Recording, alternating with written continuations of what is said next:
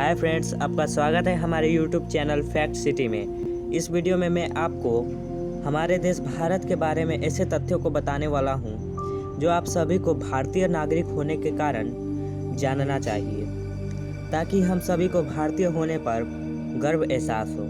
तो आइए जानते हैं भारत से जुड़े कुछ जानने योग्य और रोचक तथ्य। फैक्ट नंबर 1, भारत का निर्माण कैसे हुआ? भारत का निर्माण आज से करीब 20 करोड़ साल पहले हुआ था। उस समय विश्व में मात्र एक ही भूखंड था जिसका नाम पैंजिया था, और इसके चारों तरफ एक ही महासागर था जिसका नाम पैथालासा था। आज के सभी महाद्वीप और महासागर इसी भूखंड पैंजिया और पैथालासा महासागर से अलग होकर बने हैं। जैसा कि आप जानते हैं कि पृथ्वी के गर्भ में प्लेट खिसकते रहते हैं, इसी कारण पैंजिया सुपर कॉन्टिनेंट के 2 भाग हुए, जिसके उत्तरी हिस्से को लॉरेशिया और दक्षिणी हिस्से को गोंडवाना लैंड कहते हैं। और इन दोनों के बीच में महासागर के पानी भरा और एक खाड़ी का निर्माण हुआ। उसे वैज्ञानिकों ने टेथिस सागर नाम दिया। भविष्य में लॉरेशिया से नॉर्थ अमेरिका, यूरोप और एशिया को जन्म दिया, जबकि गोंडवाना लैंड में से साउथ अमेरिका, अफ्रीका, ऑस्ट्रेलिया और एंटार्क्टिका जैसे कॉन्टिनेंट बने। प्लेटों के खिसकने के कारण उस समय की यूरोपीय महाद्वीप के अलग होकर भारत का भूखंड एशिया के लद्दाख हिस्से की तरफ बढ़ने लगा, और एक समय यह प्लेट एशिया के लद्दाख वाले हिस्से से टकरा गया। जब इन दोनों प्लेटों का टकराव हुआ तब प्लेट नीचे की ओर सरक गई और हल्के प्लेट ऊपर की ओर चला गए, जिससे आज के हिमालय का निर्माण हुआ। इन सभी प्रक्रियाओं के होने में कई साल का समय भी लगा, और अंत में हमारा देश भारत का निर्माण हुआ। फैक्ट नंबर 2, भारत का नाम भारत क्यों रखा गया? महाभारत के अनुसार जब मेनका शकुंतला को लेकर अंतर्ध्यान हो गई थी, तब वे उसे ऋषि मरीच के आश्रम में ले आई थी। तब ऋषि मरीच की देखरेख में शकुंतला ने एक सुंदर और बलिष्ठ पुत्र को जन्म दिया। तब ऋषि मरीच ने उसका विधि पूर्वक जात क्रम आदि संस्कार किया। वह 6 वर्ष की अवस्था में ही सिंह, बाघ, सुअर और हाथी आदि जैसे हिंसक जानवरों के साथ खेलता था। आश्रमवासियों ने समस्त हिंसक प्रजातियों का दमन होता देख उसका नाम सर्वदमन रख दिया था, लेकिन उसका एक और नाम भरत भी था। एक बार जब इंद्र के दूत ने राजा दुष्यंत को एक अज्ञात स्थान पर छोड़ दिया था, तब राजा दुष्यंत को एक बालक दिखा और एक महिला दिखी, जो कि उन्हीं की पत्नी शकुंतला थी। उन्होंने अपने दुष्व्यवहार के लिए शकुंतला से माफ़ी मांगी और अपने साथ राजमहल चलने के लिए कहा। तब उनकी पत्नी शकुंतला ने उनसे ऋषि से आज्ञा लेने के लिए कहा। तब वे ऋषि मरीच से आज्ञा लेने के लिए ऋषि मरीच के पास गए। ऋषि मरीच ने उन्हें जाने की आज्ञा और उन्हें कई आशीर्वाद भी दिए, और उन्होंने यह भी कहा कि तुम्हारा पुत्र भविष्य में एक महान शासक बनेगा और इस देश का नाम भी तुम्हारे पुत्र के नाम पर रखा जाएगा। इसी तरह भारत भविष्य में एक बहुत महान शासक बना और उसी के नाम पर इस देश का नाम भारत पड़ा। फैक्ट नंबर 3, भारत की जनसंख्या। अभी वर्तमान में भारत की जनसंख्या 1 अरब 35 करोड़ है। भारत में लगभग 65 मिलियन यानी 6 करोड़ 50 लाख लोग झोपड़ियां में रहते हैं। यह संख्या थाईलैंड की कुल जनसंख्या से कुछ ही कम है। थाईलैंड की जनसंख्या लगभग 68 मिलियन यानी 6 करोड़ 80 लाख है। मुंबई के लोकल ट्रेनों में प्रतिदिन लगभग 8 करोड़ लोग सफ़र करते हैं। यह संख्या न्यूजीलैंड और बुल्गारिया जैसे कई देशों की जनसंख्या से भी अधिक है। जनसंख्या की दृष्टि से भारत के सबसे बड़े राज्य उत्तर प्रदेश की जनसंख्या ब्राजील की कुल जनसंख्या से भी अधिक है। वर्ष 2013 में उत्तर प्रदेश की कुल जनसंख्या 204 मिलियन यानी 20 करोड़ 40 लाख थी, और ब्राज़ील की जनसंख्या 200 मिलियन यानी 20 करोड़ ही थी।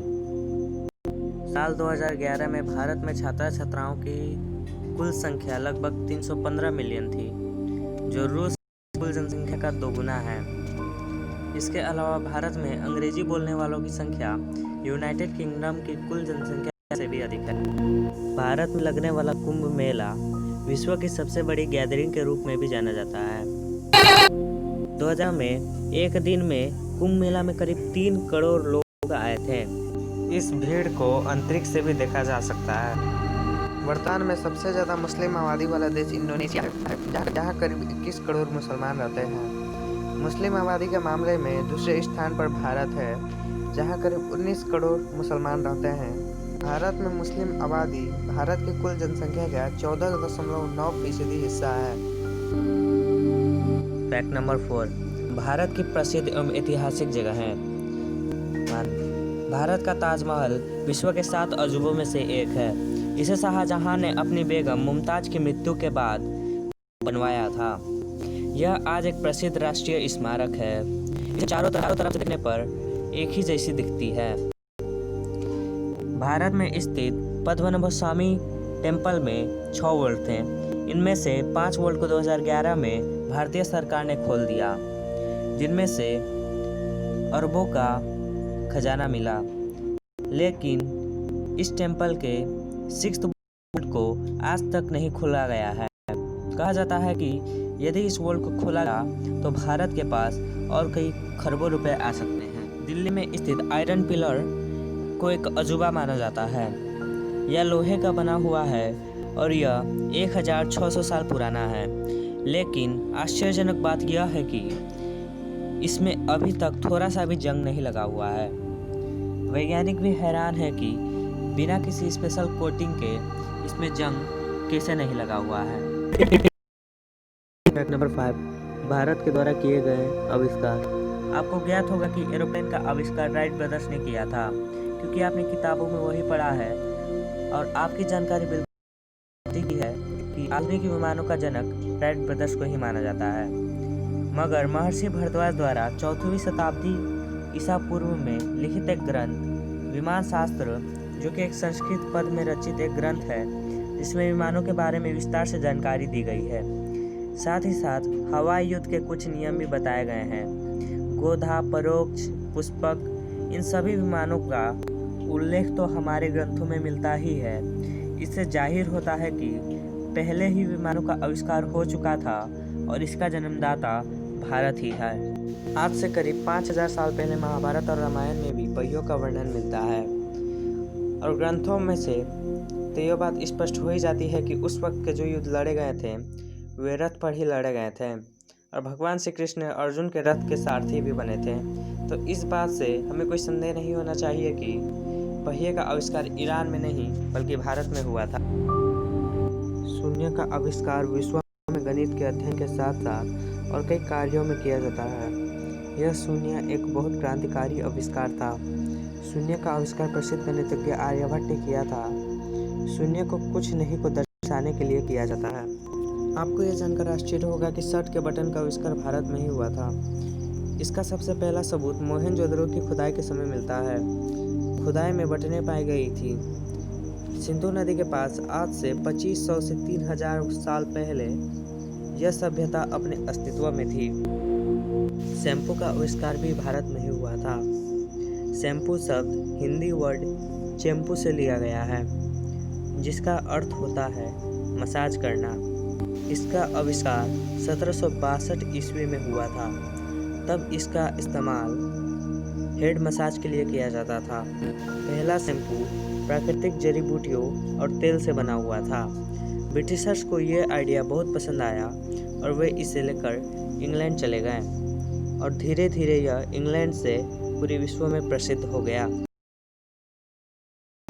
रूलर्स या स्केल का आविष्कार भी भारत में 1500 ईसा पूर्व से किया जा रहा है। इसे हम कह सकते हैं कि रूलर्स का आविष्कार भारत में ही हुआ था। इनका इस्तेमाल इंडस वैली सिविलाइजेशन के लोग किए करते थे। ये उत्तर पश्चिमी इंडिया और उत्तर के पाकिस्तान में मिले हैं। इनका इस्तेमाल इमारतों को बनाने के लिए किया जाता था।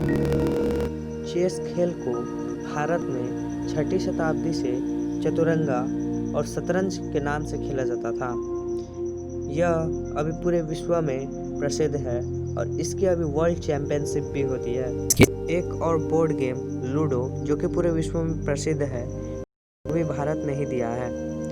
यह पहले भारत में मोक्ष पट नाम से खेला जाता था। आशा करता हूँ कि दोस्तों आपको मेरा ये वीडियो जरूर पसंद आया होगा। इस वीडियो का पार्ट 2 मैं जल्दी रिलीज करने वाला हूँ।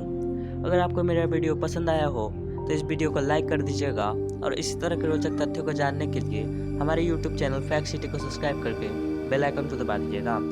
Thanks for watching this.